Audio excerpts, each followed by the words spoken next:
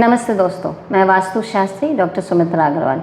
अगर बात करते हैं राखी की तो सबसे पहले राखी में आ जाती है बात भद्रा की। अब हम ये सोचते हैं भद्रा कहाँ से आ जाती है, तो कई दिनों में होते हैं और कई ऐसे पल होते हैं, कई ऐसे एक पीरियड होता है जिसमें भद्रा रहती है। अब भद्रा क्या है, उसके रहने का दो स्थान है, एक पृथ्वी और दूसरा पाताल। जब वो पृथ्वी पर रहती है तब हम उसे बोलते हैं कि समय सही नहीं है, इस टाइम कोई शुभ काम नहीं हो सकता। और जब ये पाताल में रहती है तब पृथ्वी पे किए गए कर्मों के लिए ये एक अच्छा और शुभ मुहूर्त माना जाता है, यह शुभ समय माना जाता है। पंचांग की बात करें तो पंचांग के 5 अंग हैं। सबसे पहले अगर आप बात करें पंचांग की तो इसमें सबसे इम्पॉर्टेंट होता है दिन, वार जिसको बोलते हैं वार, तिथि, नक्षत्र, योग और कर्ण। तो इन 5 चीज़ों पर निर्धारित होता है पंचांग। इससे ही निर्धारित होता है कि भद्रा कब होगा और कब नहीं होगा और कितने समय का होगा।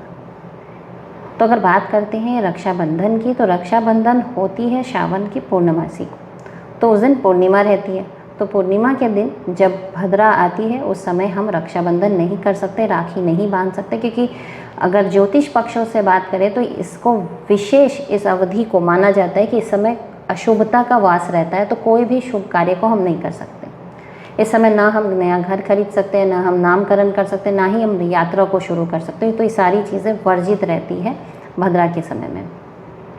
अब बात करते हैं कि इस बार रक्षाबंधन में बड़े बड़े योग बन रहे हैं, सर्वार्थ सिद्धि योग बन रहे हैं, रवि योग बन रहा है, और अगर बात करें कुछ खास और योग की, जैसे राजपंचक योग भी बन रहा है इस समय, और ये पूर्णिमा का दिन भी है उस दिन, तो उस दिन सावन पूर्णिमा भी है, तो इन सौभाग्य योग भी है। तो इन सब योगों के फल को काफ़ी हद तक भद्रा ने कम कर दिया।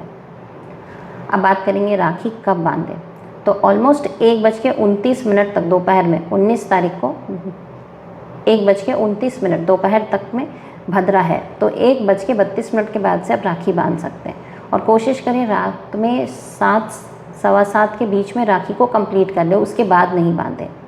अब काफ़ी सारी ऐसी महिलाएं हैं जिनके भाई उनके साथ नहीं रहते, या दूर रहते हैं, या मन मुटाव है, अब वो उनको राखी नहीं बांध पा रहे या मिल नहीं पा रहे, तो क्या करें? सबसे पहले गणेश जी की आराधना करें और राखी आप हनुमान जी को बांध दें। आप देखिएगा कि एक समय के बाद जो आपके और अगर आपके भाई के बीच में मन मुटाव के चलते अगर राखी नहीं बांध पा रहे, तो मन मुटाव में दूरी आएगी और आपके आपस में घनिष्ठता बढ़ेगी और आपके संबंध काफ़ी सुधर जाएंगे।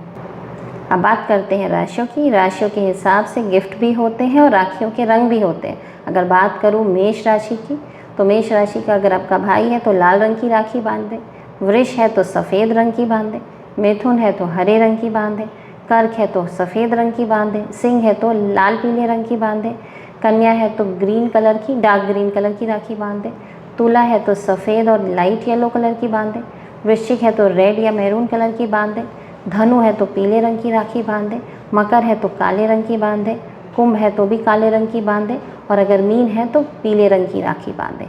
अब बात ये होती है कि राखी को सबसे पहले बांधा किसने, किसको?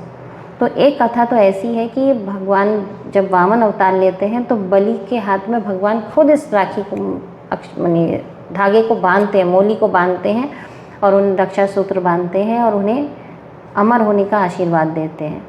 तो जब औरतें या बहनें अपने छोटी बहनें या अपने बहनें सारी जब भाइयों को जब राखी बांधती हैं तो उनकी लंबी आयु की कामना करती है। अब भाई उनकी रक्षा की बात करते हैं। वहीं दूसरी तरफ जब बलि को भगवान जब पाताल में भेज देते हैं तो भगवान खुद उसके द्वारपाल बन जाते हैं। तो लक्ष्मी जी जाती है और बलि को वापस बांधती है। यही रक्षाबंधन की राखी समझ लीजिए आप। ये सूत्र बांधती है और उनसे भगवान विष्णु को वापस मांग के लाती है। तो कहीं ना कहीं वो भी अपने पति की रक्षा के लिए वहाँ जाती है बांधने।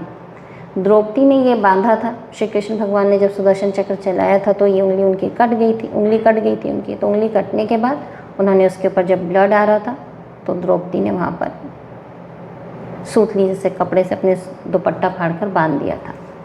तो द्रौपदी ने वहाँ बांधा और भगवान ने उसकी रक्षा करने की आशीर्वाद दिया।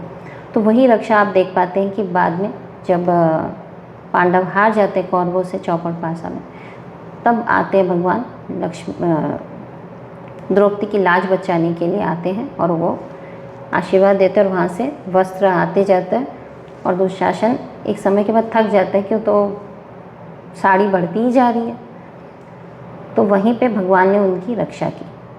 अब बात होती है कि हम जब राखी बांध रहे होते हैं तो कैसे बांधें। सबसे पहले थाली लें, उसके अंदर आप नारियल रखें, आप वहाँ पे कुछ मीठा रखें, रोली चावल रखें, उसके अलावा वहाँ पर कुछ दिया तो ज़रूर जला दें और वो घी का दिया होना चाहिए। एक नारियल रखेंगे, उस नारियल पे भी तिलक लगाएंगे और उस पर भी 3 राउंड आप मोली का बांधेंगे और 3 बार गांठ लगाएंगे।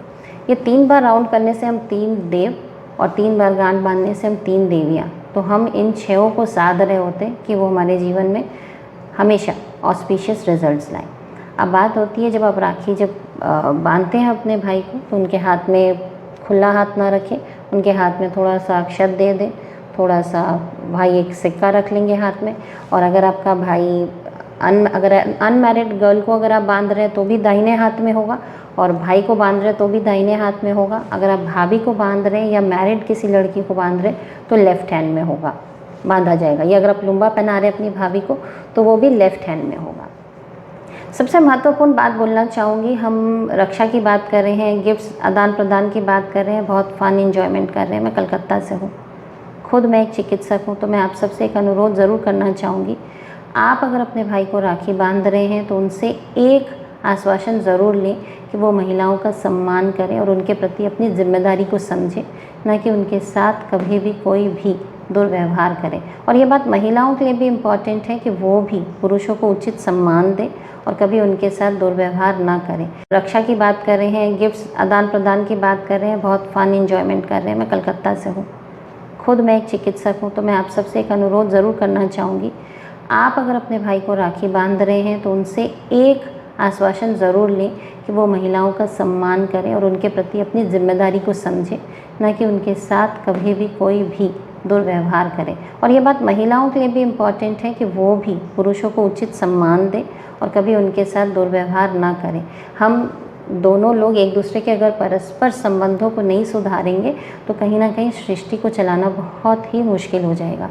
तो आप सभी से अनुरोध है कि मैं सबसे निवेदन करती हूँ कि अगर आपके खुद के घर में भी आपको अगर लगता है कि कहीं ना कहीं जिम्मेदारी का एहसास नहीं है पुरुषों को, या कहीं ना कहीं वो महिलाओं के सम्मान के साथ कॉम्प्रोमाइज़ कर रहे हैं, तो यही वो समय है जब उन्हें आप आगाह करें, उन्हें समझाएं और उन्हें बोलें कि नहीं, आपको सम्मान देना होगा। और सेम चीज़ पुरुष के लिए भी इम्पॉर्टेंट है कि अगर महिला उन्हें सम्मान नहीं दे रही है तो अपने सम्मान के लिए उनसे बात करें, डिस्कशन करें। अगर हम एक दूसरे का सम्मान करेंगे तो इस प्रकार के जो दुर्व्यवहार होते हैं वो नहीं होंगे।